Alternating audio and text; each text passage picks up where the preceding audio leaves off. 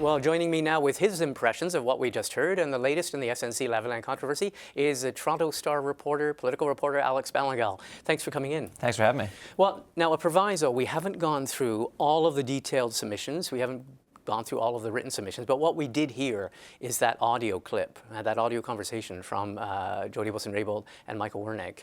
First of all, your impressions. It was striking to hear what was obviously a private phone call among people at that level of government. And I think it went over, it was clearly the December 19th phone call that she had mentioned, that he had mentioned, that he'd actually predicted she would mention in their testimony at the Justice Committee. And I found it striking, just they went through and we've basically confirmed a lot of the things that she had said, he said. We heard it verbatim in the recording there. So yeah, it was just striking to hear the drama in their voice and just sort of witness that come to life, I guess, or hear that come to life and add to the drama of this Any whole thing. surprises or anything new in the conversation? Because both of these people gave very detailed descriptions of that conversation.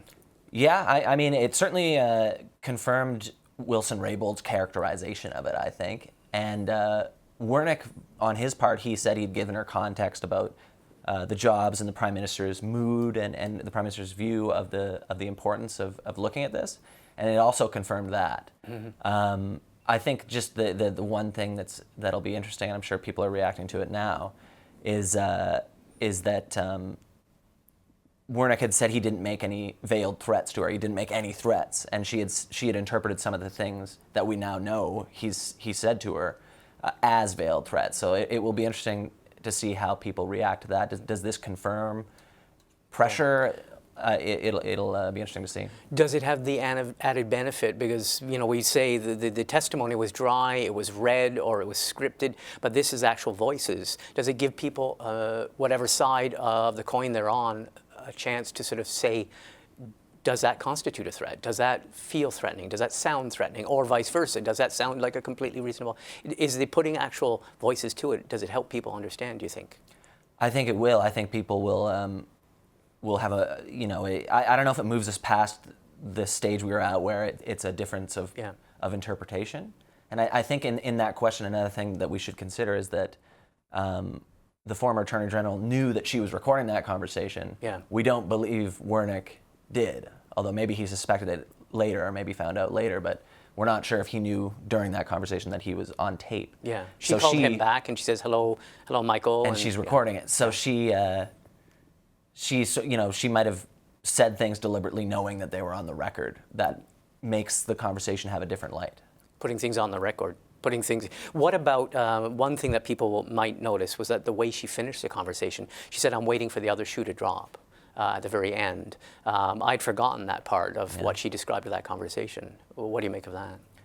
I think, well, if I recall what she had said at the Justice Committee, that phrase was her suggesting to Wernick that she, after he's in the mood to make this happen, the Prime Minister shouldn't be at loggerheads with his Attorney General. Mm-hmm. She mentions the Saturday Night Massacre. I think she explained that phrase as an indication that she was worried that maybe she would lose her job and the other shoe would fall and she'd get shuffled out or fired from her job, which did happen. A sense of apprehension when she was about to hang up the phone saying what comes next. Exactly, yeah. What about, obviously what's also swirling around this is now the debate about should the Attorney General have made a tape recording speaking to the senior bureaucrat, the top bureaucrat of the government, Michael Wernick. What do you make of that as a sort of a subset of what's come out of this? Yeah, I think that, in the coming hours and days, that'll be a big point of debate and discussion. There's even in the lead up to the release of these documents today, people talking about, is it ethical for a lawyer to do that to a client? Is Michael Wernick, as the top public servant in the government, the client of the Attorney General? Was she acting as a lawyer to the government in this situation? I don't know. I don't have the chops to answer that definitively, but I think people will be weighing in on that for sure. Do you think this is going to change any minds when people listen to that conversation? For those who are convinced that the pressure being put on her was inappropriate and they'd crossed all sorts of boundaries, and she spelled them out very succinctly or very clearly in the conversation, and then on his side spelling out, here is what we're worried about. Do you think this will change any minds? I don't know. Yeah, that's a good question. I think it does in confirming the words that she had put in his mouth during her testimony, I think it does potentially bolster her credibility in that way that he said, I don't remember the conversation. And I mean, she had a recording, but it basically, it underscores that she was telling the truth, and at least in this aspect is accurate, because we now have confirmation of what was said. Okay, the million-dollar question. Where does this story, where does this issue, where does this controversy go from here after this particular episode now, after this latest development? I guess the big question is, does this move us away from the stage where it felt like we were at, where it's, the PMO, Wernick, Butts, Trudeau, their interpretation of this as, just the ordinary discussions versus the interpretation which she clearly enunciates in the recording, which is, this is highly inappropriate, this would be political interference, I'm warning you, I'm trying to protect the integrity of the government, the Prime Minister.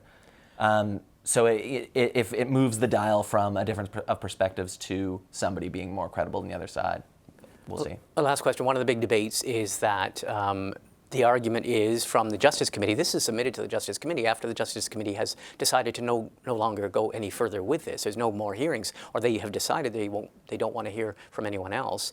Does this even further arguments, though, from those who say, well, Jody Wilson-Raybould has had her chance to speak? She argues, no, I haven't been able to address a whole host of things because the waiver that the Prime Minister gave me does not cover after I was fired as Attorney General. Does this argue for people who say, no, she's had plenty of chance to have her say? It might, in that, it was the recording at least was just sort of rehashing and highlighting things that we had already heard, and maybe bringing just new light and added context and emotion to them. But yeah, I'm actually not sure what the answer is to that. Yeah. I think we're all in that same boat. We're still trying to assess where this goes from here. I want to thank you very much for taking the time. Thanks for coming in, sharing your analysis of it. No worries. Thanks for having me.